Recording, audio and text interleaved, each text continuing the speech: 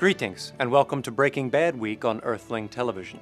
I am your host, Garyx Wormuloid. Today's artifact is season number 5 of Breaking Bad, a show that single-handedly kept the AMC network afloat for the next half-century thanks to spin-offs such as Better Call Saul, The Disappearer, Chile con Fring, Skylar, The College Years, Tisk Tisk Marie, Flynn It to Win It, and Holly Jolly Christmas. Season number 5 begins with drugs kingpin Walter White at the height of his power, fresh off the murder of a fast food employee. I won. Unfortunately for him, his wife loves fast food and gives him the colder shoulder. I don't want the children here anymore. Undeterred, Walt goes about expanding his business, which involves a bit of indoor camping and a good old-fashioned train drain. But before you know it, another kid gets killed, and Jesse starts whining again. Resident grumbler Mike Ehrmantraut puts in his 2-week notice as well, but Walt can't wait that long. After a quick performance of the prison ballet, Walt teams up with a new distributor and conquers the international markets like a shitty Will Smith movie. If only he'd focused on the domestic. Hank gets mad at Walt for having a derivative taste in poetry and starts getting all up in his krill.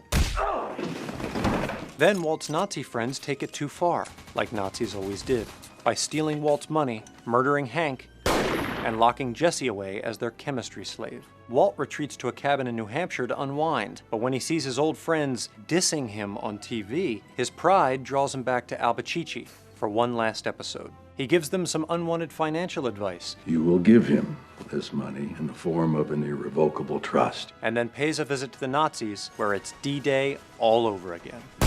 While Jesse discovers his need for speed, Walt puts on some Badfinger and takes a much-deserved nap on the floor. Series creator Vince Gilligan once said that Breaking Bad is about a man who transforms from Mr. Chips and we're going to turn him into Scarface. And while it's unclear who either of those people were, it's safe to say that Walter White does indeed transform. You're goddamn right. Goodbye. Besides his words and actions, this is most evident in his choice of wardrobe. The more compromised his morals become, the darker his clothes, until he gets to black, since that's pretty much as dark as it gets. One of the key episodes in season number 5 is titled Ozymandias, or Ozzy for short. Inspired by a poem written by Percy Shelley, Ozymandias describes the barren empire of an arrogant ruler. The poem's speaker boasts, "Look on my works, ye mighty, and despair." But ironically, nothing of those works remain, only an empty desert. The fallen statue of Ozymandias is reflected in both Walt and Gus at their greatest moments of despair. Despair registers as a key component throughout the season. Even though Walt may have achieved the so-called baller status he's so long pursued, he's lost his family in the process. Get out!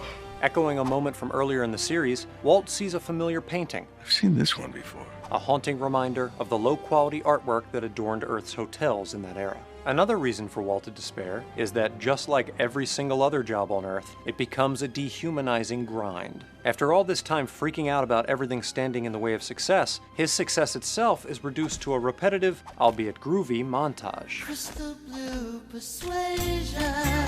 Furthermore, by this point, everyone's just recycling old dialogue. We're gonna make a lot of money together. We're going to make a lot of money together. Do yourself a favor and learn to take yes. Learn to take yes for an answer. In fact, Walt habitually plagiarizes people he has killed, sucking up their mannerisms like one of Spike Lee's vampires. He cuts the crusts from his bread. He kneels on a towel when vomiting.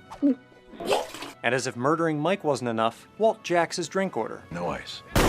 Rocks, right? Rocks, yes. Perhaps the extraordinary Walter White is merely part of a larger and endlessly dispassionate system of cruelty. Just because you shot Jesse James, don't make you Jesse James. Team Rocket blast off at the speed of burnt.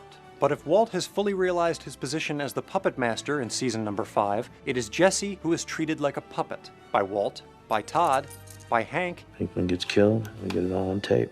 even by a local production of Avenue Q. When Walt urges Jesse to shoot him in the final episode, Do it. it's not just 66% of the Nike slogan, it's the latest in a long line of teacherly demands. Do it, Jesse, do it!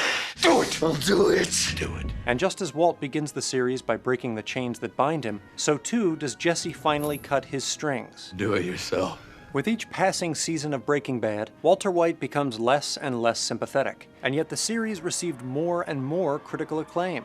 Did Earthling audiences share Walt's casual attitude toward violence? By wearing his costume, quoting his catchphrases, Say my name. I am the one who knocks. And throwing the occasional pizza on the occasional roof, were they tacitly endorsing his winner-take-all philosophy? Were they each, in their own way, simply itching to break bad? I liked it. I guess it doesn't matter now. For Earthling Television, I'm Garyx Wormuloid. Stay blue.